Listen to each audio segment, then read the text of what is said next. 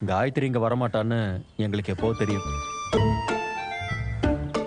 எனக்கு அந்த காயத்ரியை பிடிக்கல.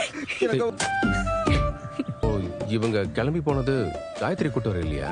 பாவங்க நம்ம சோழன் எல்லாம் வீட்டில் இருக்கிறவங்க எல்லாரும் சேர்ந்து நாடகம் ஆடி சோழன் வந்து மிரட்டி பயமுறுத்தி வச்சுட்டாங்க. நிலாவும் காயத்ரி சமாதானப்படுத்தி வீட்டுக்கு வராங்க.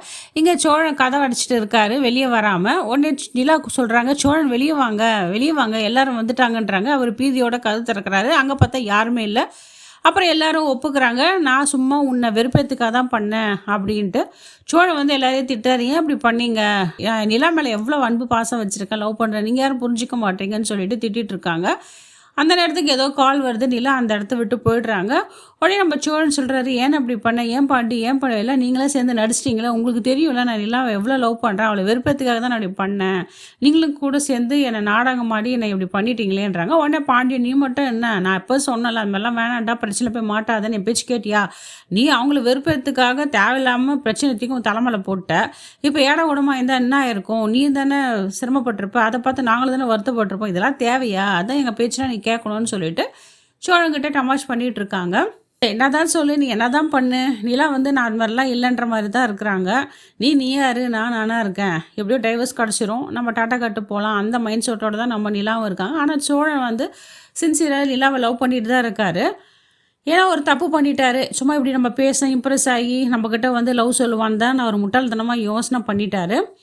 இந்த நேரத்தில் என்ன பண்ணுறாரு, சோழன் வந்து நிலாக்கிட்ட சாரியும் கேட்குறாரு. சரி இருக்கட்டுங்க, அந்த சாரிலாம் எதுக்கு, நீங்கள் தானே காயோன்னு பண்ணீங்க, அந்த பொண்ணோட ஃபீலிங்ஸை புரிஞ்சுக்காமல் என்னென்னவோ பண்ணிட்டீங்க, சரி விடுங்க, எப்படி இருந்தாலும் என்னை எதாவது இம்ப்ரெஸ் பண்ண முடியாது சோழன், நீங்கள் போய் திருந்திருந்தா சரின்னு சொல்லிட்டு சோழனுக்கும் அட்வைஸ் கொடுக்குறாங்க. இருந்தாலுமே சோழன் வந்து நிலாக்கிட்ட சாரியும் கேட்குறாரு.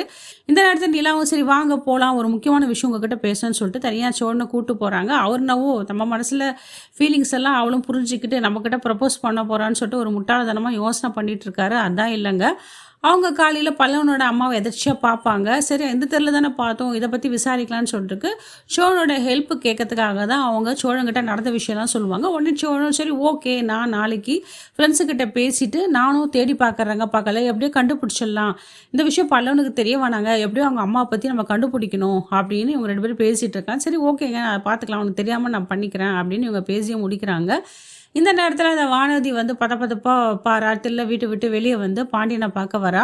பாண்டியனும் எதுக்கு நீ ஃபோன் பண்ணல அப்படின்னு சும்மா ஆஸ் யூஷுவலாக பேசுகிற மாதிரி பேசிகிட்டு இருக்கா. உடனே நம்ம பாண்டியனும் சொல்கிறாரு, அதெல்லாம் ஒன்றும் இல்லை, வீட்டில் கொஞ்சம் பிரச்சனை, என்ன பிரச்சனை நோண்டி கேட்குறேன், அதெல்லாம் ஒன்றும் இல்லை, உங்கள்கிட்ட சொல்கிறவங்களுக்குலாம் ஒரு பிரச்சனை கிடையாது, சரிவா நீ எதுக்கு வீட்டு விட்டு வந்த, இந்நேரத்துக்கு வரலாமான்னு சொல்லிட்டு அவங்க அட்வைஸ் பண்ணிவிட்டு, இல்லை நான் உன்னை பார்க்க தான் வந்தேன்னு சொல்கிறாங்க. சரிவா நம்ம போகலான்னு போயிடுறாங்க. இப்போ வல்லவனோட அம்மா வந்து சோழன் கண்டுபிடிப்பாரா